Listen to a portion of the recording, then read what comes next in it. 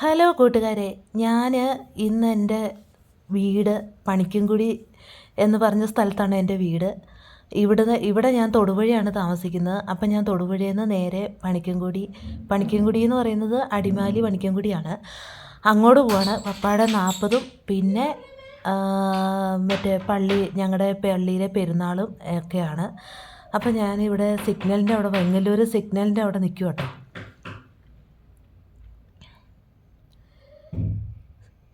Signal കഴിയാതെ എന്തായാലും പോക്ക് നടക്കില്ല. എന്തായാലും കുറച്ച് നേരം വെയിറ്റ് ചെയ്തിരിക്കണം. പൊരിഞ്ഞ വെയിലാണ്. രാവിലെ ഇറങ്ങണമെന്ന് വിചാരിച്ചാണ്, പക്ഷേ ഉച്ചയായപ്പോഴാണ് ഇറങ്ങാൻ പറ്റിയത്. അതുകൊണ്ട് പൊരിഞ്ഞ വെയിലാട്ടോ. ഞാനും എൻ്റെ മകളും ഉണ്ട്. അവൾ പുറകിലിരുന്ന് എന്തൊക്കെയോ ചോദിക്കുന്നുണ്ട്. കുറേ കോസ്റ്റുകളൊക്കെ കാണിക്കുന്നുണ്ട് കേട്ടോ. അപ്പോൾ അങ്ങനെ ഫുള്ള് യാത്രയാണ്. പപ്പ മരിച്ച 40 പള്ളിയിലെ പെരുന്നാളും എല്ലാം ഒരുമിച്ചാണ് വന്നത്. അതുകൊണ്ട് ഞങ്ങൾ നേരെ തന്നെ ഒട്ടും വൈകാതെ തന്നെ വീട്ടിൽ ചെല്ലാൻ പരുവത്തിനുള്ള പോക്കാണ്. ചെന്ന് കഴിഞ്ഞിട്ട് വേണം ഞങ്ങൾക്ക് പള്ളിയിൽ പോകാൻ.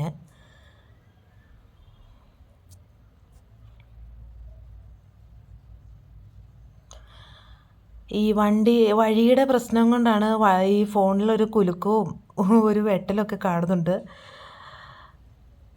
വഴി കുറച്ചൊക്കെ മോശമാണ്.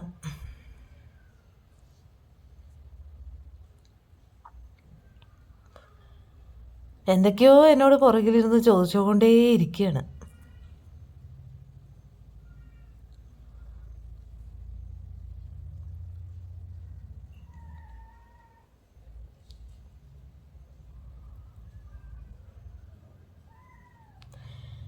ഭയങ്കര വെയിലാട്ടോ. വെയിൽ കൊണ്ട് ആകെപ്പാടെ ഇടങ്ങേറായിട്ടിരിക്കുകയാണ്. മടുത്തു.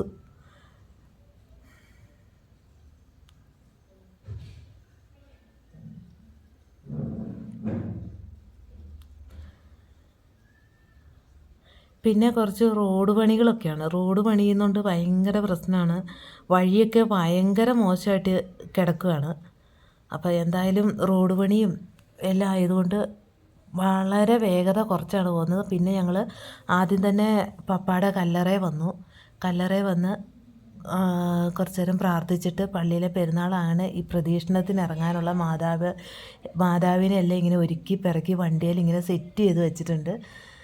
പിന്നെ കുറച്ച് പിള്ളേരുടെ കലാപരിപാടികളുണ്ടായിരുന്നു. ഈ ബാൻഡ് മേളം അങ്ങനെയുള്ള സംഭവങ്ങളൊക്കെ ഉണ്ട്. അതും കുറച്ച് നേരം കണ്ടു. പിന്നെ പ്രദക്ഷിണത്തിന് പള്ളിയിൽ നിന്ന് ഇറങ്ങി പ്രദക്ഷിണം പോയി കഴിഞ്ഞപ്പോൾ പ്രദക്ഷിണത്തിനൊന്നും പോയില്ല കേട്ടോ. ഭയങ്കര മടുത്തായിരുന്നു. അതുകൊണ്ട് പോയൊന്നുമില്ല. അതുകൊണ്ട് നേരെ വീട്ടിൽ പോയിട്ട് വേണം. പിറ്റേ ദിവസമാണ് പപ്പായുടെ 40. പിന്നെ നേരെ പോയി കിടന്നുറങ്ങിയിട്ട് രാവിലെ പപ്പായുടെ കല്ലറയിൽ വന്ന് പൂക്കളെല്ലാം വെച്ച് അലങ്കരിച്ചു.